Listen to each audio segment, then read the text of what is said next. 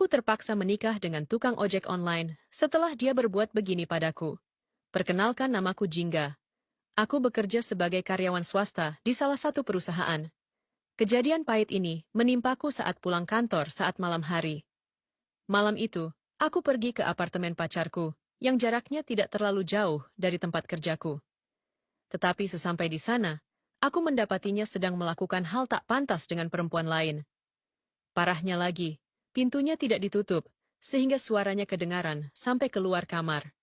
Aku merasa sakit hati dan dikhianati, padahal kami berencana menikah sebulan lagi. Saat kutanya alasannya, ia bilang kalau aku tidak selevel dengannya. Aku hanya karyawan biasa, sedangkan dia direktur keuangan. Padahal dulu, saat dia dan keluarganya kesusahan, aku yang selalu membantunya. Aku kemudian memesan ojek online dan meninggalkan apartemen itu dengan perasaan sakit. Baru saja sampai di lobi, driver ojol itu sudah sampai. Begitu cepat, pikirku. Kamu driver ojol yang aku pesan. Aku langsung naik ke motornya tanpa peduli dengan jawabannya. Aku hanya bisa menangis sepanjang perjalanan di malam itu. Baru 1 jam perjalanan, tiba-tiba hujan turun dengan deras. Driver ojolnya bilang tidak bawa jas hujan. Dia sempat menawariku berteduh, tapi aku menolak. Jalanan semakin sepi. Driver itu nurut saja melanjutkan perjalanan. Abang ojol ini terbilang masih muda dan ganteng. Tapi aku tidak peduli dengan itu. Setelah beberapa saat, akhirnya kami sampai di depan rumahku.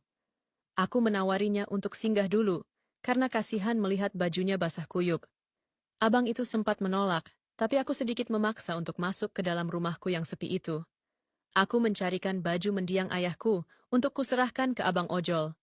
Sementara aku ingin segera mandi dan berganti baju. Baru saja melewati ruang tamu, tiba-tiba lampunya mati. Aku berteriak ketakutan. Abang itu berjalan ke arahku dalam keadaan rumah yang gelap. Hingga tiba-tiba, sebuah tangan menyentuh bahuku. "Tidak usah takut, Mbak. Ada aku di sini," katanya pelan. Dalam kegelapan itu, kami saling berhadapan, dan kedua tangannya melingkar di leherku. Suara petir menggelegar membuatku tanpa sadar memeluk abang itu dengan erat. Abang ojol itu sebenarnya menolak. Tapi tiba-tiba kurasakan tangannya yang semula diam saja, kini mulai bergerak. Dan setelah itu, kisahku selengkapnya baca di KBM App. Judul Suamiku Bukan Abang Ojol Biasa.